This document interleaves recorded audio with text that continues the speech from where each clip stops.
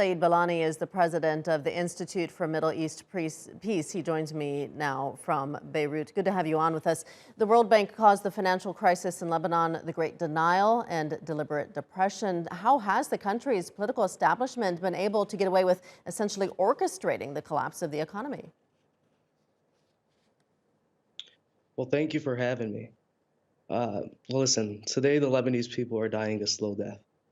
The most basic of public services, electricity, energy, health, education, are absent. And frankly speaking, the state itself is absent. Inflation is surging. It's estimated to average about 145%.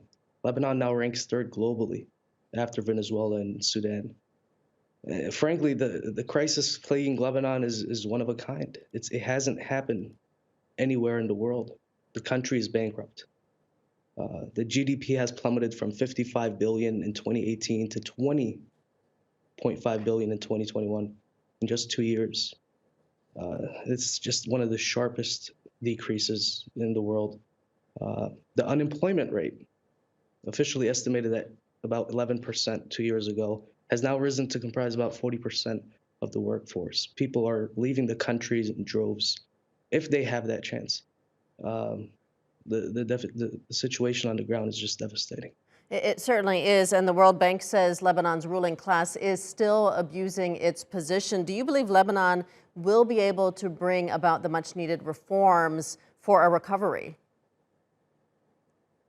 Well, if past is prologue, I'm not hopeful that Lebanon will succeed in bringing out much change unless they actually uh, go for actual reform.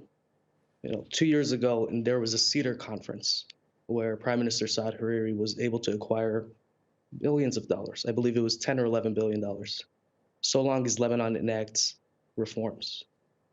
However, there are some parties in this country that don't want to see change happen. And 2 days ago, the former Prime Minister Saad Hariri, officially suspended his tenure in politics. Currently, the country, it has one. Lebanon is a sectarian country, as you know. It's a confessionally run country. As you know, the president is a Maronite Christian, the prime minister a Sunni Muslim, and the speaker of parliament a Shiite Muslim.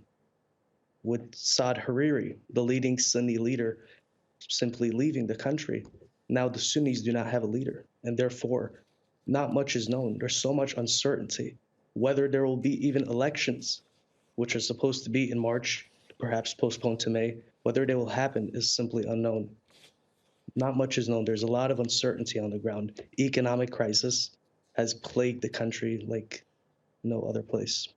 Yeah, certainly a lot of struggle ahead. Saeed Bilani joining us from Beirut. Thank you.